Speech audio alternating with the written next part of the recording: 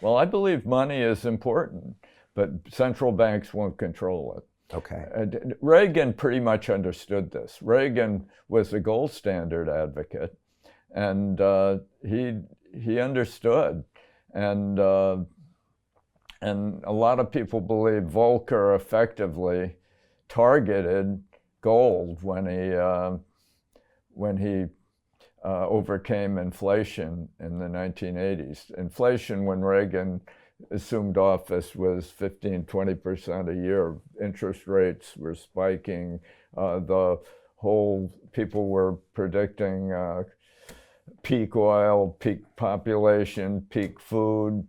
Famine and plague was prophesied. And people forget. Reagan was remorselessly optimistic, and he was willing to accept Volcker's terrible recession of the early 1980s in order to overcome inflation and restore the soundness of money.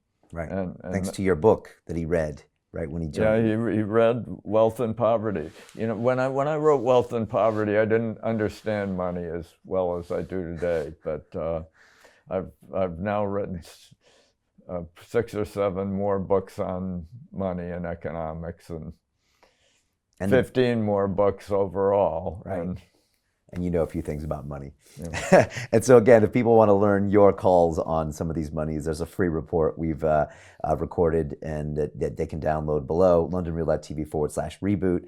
The things that you talked about in Wealth and Poverty, which Reagan went ahead and implemented, was this concept that lowering taxes and reducing the size of the government would promote the economy. I know that's probably a really simple way of saying that. Well, I actually made a more aggressive statement than that. Everybody believed that. Okay. What I said was lowering tax rates, increase revenue, and allow you to expand the government if you want, if that's the best thing for you to do. You can't expand government by raising tax rates. Raising tax rates just inhibits the private sector and reduces economic growth and progress. So I said, lower tax rates yield more revenue. And the World Bank, a guy named Keith Marsden at the World Bank, did quite a good study that showed that taking all the economies of the world, the countries with low or declining tax rates, grew their governments 3 times as fast as governments with high or rising tax rates. And the reason the countries with low tax rates could increase their governments 3 times as fast, government spending, was that their private economies grew 6 times as fast. And this is the rule. This whole idea that our problem is austerity, that we're spending too much, and if we just raise taxes to pay for our government spending, we'll balance of some budget or balance some ledger in heaven, and we'll prosper again, is just completely incorrect. That strategy is futile, and so even I think that most government programs, really most of them, have lots of bad effects and probably are net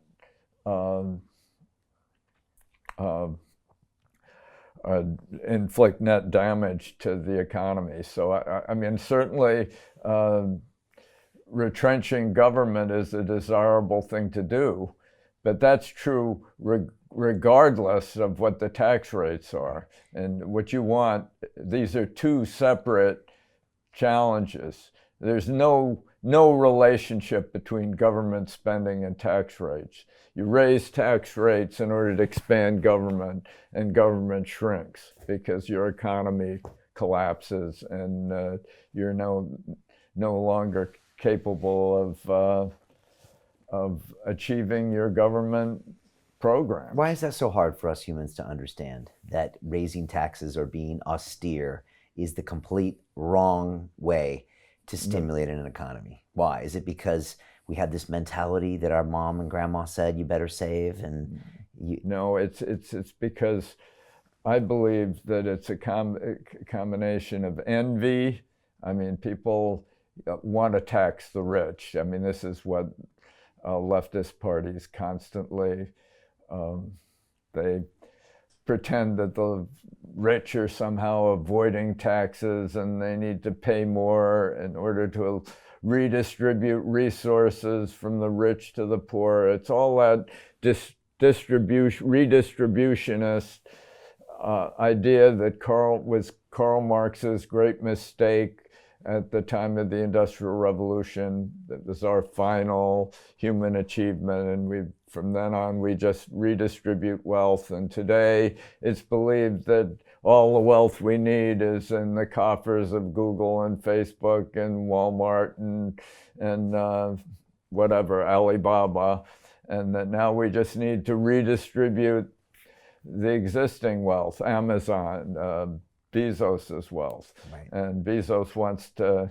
anticipate these demands by setting up the global warming fund, right? Yeah, right. But that's flawed because, like you said with Marx, he forgot the fact that we must continually innovate as a culture. We must learn new things, test ideas, like you said. Yeah, and capitalism gives us the chance to do that. So let it run is what you're trying to say. Yeah, let it run as it should. Right. That's right. And the human race constantly faces big unexpected challenges. I mean, now the coronavirus is a threat. Where capitalism could help there. Sure, absolutely. I just came from Seattle a few days ago, where I met with Matt Schultz, who's one of the great biotech geniuses of our era. And he has 4 companies he started that address various opportunities in biotech, making biotech into an information science rather than a chemical science, and reprogramming human bodies to produce what they need to overcome many such perils as coronavirus and other. And this is but this capitalism will solve these problems. Government can't do anything about it. The poor Chinese government is thrashing around trying to quarantine people, and maybe that will work for a while. But ultimately, if you're going to deal with viruses and plagues which continue to recur, you're going to have creative pharmaceutical industry that can address these problems, and biotech industry that can address these threats.